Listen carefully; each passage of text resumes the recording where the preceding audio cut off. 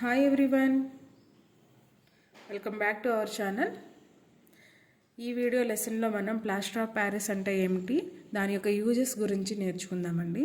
మనం ఐపీఈ ఎగ్జామ్కి త్వరగా రివిజన్ చేస్తున్నాము కదా, దాని గురించి అన్నమాట. ఈ ప్లాస్టర్ ఆఫ్ ప్యారిస్ అంటే ఏంటంటే calcium sulphide semi or hemi హైడ్రేట్ని మనం ఏమంటామంటే ప్లాస్టర్ ఆఫ్ ప్యారిస్ అంటాము. ఈ ప్లాస్టర్ ఆఫ్ ప్యారిస్ ఎక్కడి నుంచి వస్తుందంటే, ఈ కాంపౌండ్ అనేది ఎలా ఫామ్ అవుతుందంటే డీహైడ్రేషన్ ఆఫ్ జిప్సమ్ నుంచి తయారు చేస్తాం మనం. ఫస్ట్ జిప్సమ్ తీసుకుంటాం కదా. What is the gypsum? CaSO4 2H2 is called gypsum అనమాట. ఇది ఎలా ఉంటుందంటే మోనోక్లినిక్ ఫామ్లో ఉంటుంది. ఈ జిప్సమ్ని తీసుకుని హీటింగ్ చేసినప్పుడు కొంత హార్డనింగ్ నేచర్ అయితే వస్తుందన్నమాట. అంటే దీంట్లో వాటర్ మాలిక్యూల్ అనేది వెళ్ళి, ఇప్పుడు దేంట్లో నిన్న వాటర్ నుంచి మనం తీస్తున్నామంటే దానికి కొంచెం గట్టిగా నేచర్ అనేది వస్తుంది కదా.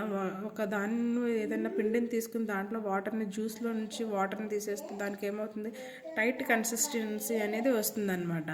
దాన్ని హార్డనింగ్ అయ్యింది అంటాము. CaSO4 2H2 హీటింగ్ చేసినప్పుడు దాంట్లో కూడా ఏంటంటే వాటర్ మాలిక్యూల్ అనేది ఎలిమినేట్ అయిపోతుంది అనమాట. ఈ ప్రాసెస్ని మనం ఏమంటారంటే dehydration. The plaster of Paris is obtaining dehydration of gypsum. Okay, so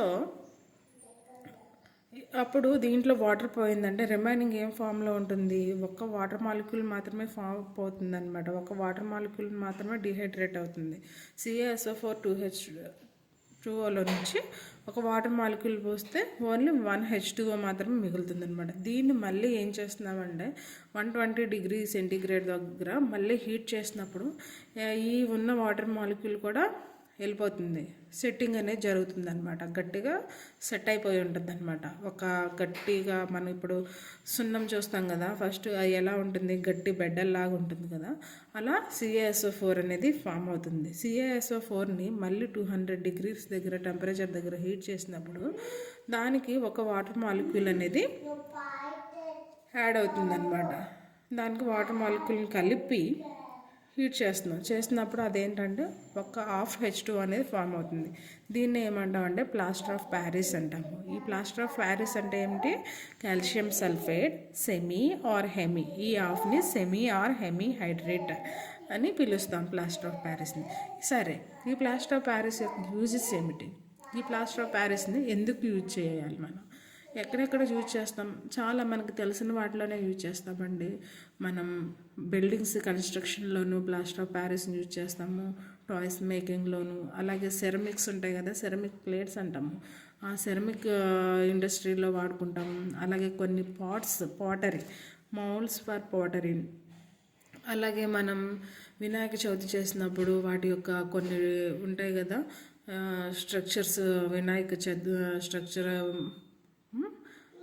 ఆ మేకింగ్లోను, అలాగే బస్ట్స్లోను, సర్జికల్ బ్యాండేజెస్ ఫర్ ఫ్రాక్చరల్ బోన్స్, అంటే ఎక్కడైనా ఫ్రాక్చర్ అయిపోయిన బోన్స్ని అతికించడానికి ఈ ప్లాస్టర్ ఆఫ్ ప్యారిస్ కట్టునైతే కడతామన్నమాట. కట్టి ఆ బోన్స్ రెండింటిని కూడా మళ్ళీ ఏం చేస్తాము, అటాచ్ చేస్తాం అనమాట. బయటకు వచ్చిన బోన్ని మళ్ళీ కరెక్ట్ పొజిషన్లో పెట్టి దాని చుట్టూ కూడా ఏం చేస్తాము, ప్లాస్టర్ ఆఫ్ ప్యారిస్ అనేది బ్యాండేజ్ చేస్తాం అనమాట.